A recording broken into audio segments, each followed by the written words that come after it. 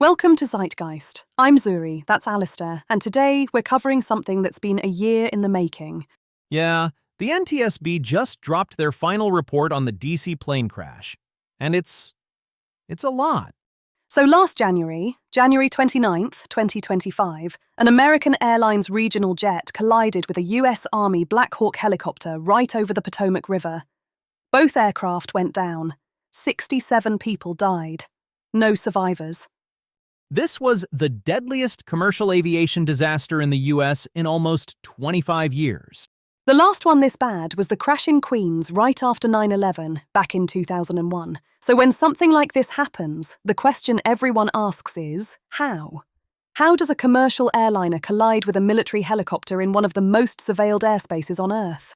I mean, this is Washington, D.C. You'd think they'd have this figured out. You would think.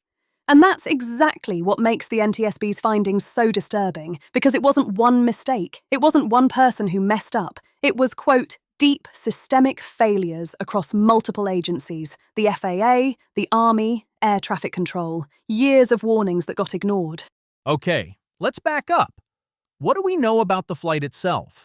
American Airlines Flight 5342 was a regional jet coming from Wichita, Kansas. It was about 8:48 p.m., clear skies, approaching Reagan National Airport. The plane was on final approach to runway 33, which, by the way, is only used for about 7% of landings. It's a diagonal runway that crosses over the Potomac. And the helicopter? The Black Hawk, call sign Pat 25, was on a training flight. 3 Army crew members on board. They were doing a combined annual check ride and night vision goggle qualification, flying what's called Route 4, which runs along the Potomac. Wait, so both aircraft were following their assigned routes and they still collided? That's the problem. Route 4 was designed to cross directly through the approach path for runway 33. The routes literally intersected, and the NTSB found that the FAA knew this. They'd received hundreds of near-collision reports in that airspace over the past decade. Hundreds. And they didn't act. Hundreds of near misses, and they just didn't redesign the routes? Correct. The NTSB said the FAA failed to analyze the data, failed to act on the warnings, and failed to manage the airspace design. They called it a systemic failure at the organizational level. Okay, but even with bad route design, shouldn't air traffic control have seen this coming? Here's where it gets worse. That night, one controller was handling both helicopter and commercial aircraft traffic. That's normally a 2-person job. 2 controllers, 2 frequencies. But because of staffing shortages, they'd gotten comfortable letting one person do both. Staffing shortages? At Reagan National?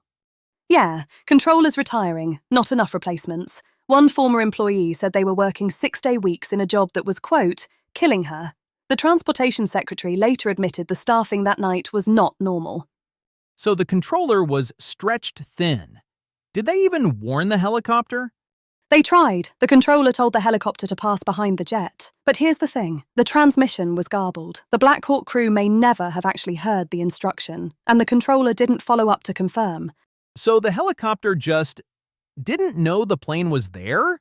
It's more complicated. The crew was using night vision goggles, which can make it really hard to distinguish an aircraft from city lights on the horizon. The NTSB believes they actually saw a different aircraft and thought that was the one they needed to avoid. They weren't looking at Flight 5342. That's terrifying. What about the altitude? Weren't they supposed to stay low? Yes, Route 4 has a 200-foot ceiling. Helicopters aren't supposed to go above that. But the Black Hawk's altimeter data was bad.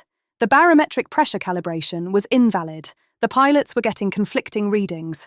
At one point, one pilot said they were at 300 feet, the other said 400. Neither of them flagged the discrepancy. And the Army never trained them on that? No. The NTSB found the Army failed to educate pilots about known altimeter errors in that region. The crew genuinely thought they were lower than they actually were. At impact, the radio altimeter showed 278 feet, nearly 80 feet above where they were supposed to be. So you've got bad route design, understaffed ATC, a garbled warning, faulty instruments, inadequate training, all happening at once. Exactly. And that's what the NTSB is saying. This wasn't one failure. It was a cascade of failures, each one making the next one worse. And at the centre of it all was an agency, the FAA, that had the data, had the warnings, and didn't act. Let's talk about who was on that plane, because this hit the figure skating community really hard.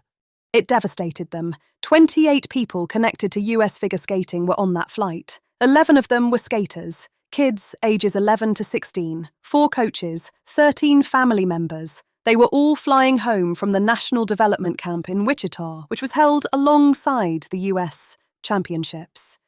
Young athletes, their families. And among them were Evgenia Shishkova and Vadim Naumov, a married couple who had been world champion pairs skaters. The Skating Club of Boston lost 6 members in total. US Figure Skating set up a support fund and held a tribute at Capital One Arena in March. So, what's actually changed since then? The NTSB put out recommendations. Did anyone listen? They did. The FAA made the emergency helicopter restrictions permanent just last week. Helicopters are now banned from the airspace over the Potomac between Memorial Bridge, Haynes Point, and Wilson Bridge, unless they're doing essential operations. And when they do fly, air traffic is halted for commercial planes. So they finally separated the traffic. Right. They also shrunk the helicopter zones and moved them farther from the airport, created a new transition route that keeps helicopters lower and away from the approach paths, and now all aircraft have to broadcast their position using ADSB, basically a tracking system, so everyone knows where everyone else is. What about staffing? The FAA bumped up supervisors from 6 to 8 and started reviewing controller staffing levels. They also reduced the arrival rate at Reagan from 32 planes per hour to 30. It's a small change, but it takes pressure off controllers. And the NTSB made 48 recommendations total?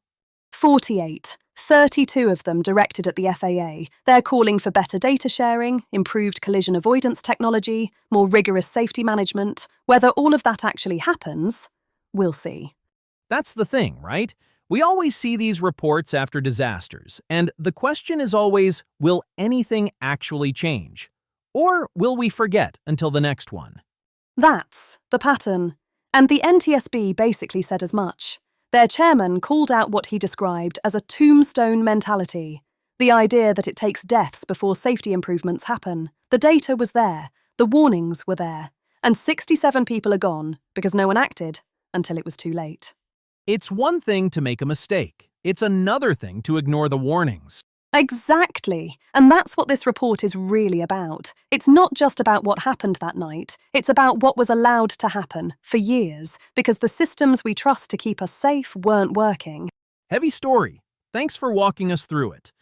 Thanks for watching. If this helped you understand what happened, subscribe. We cover stories like this every day. See you next time. This is Zeitgeist.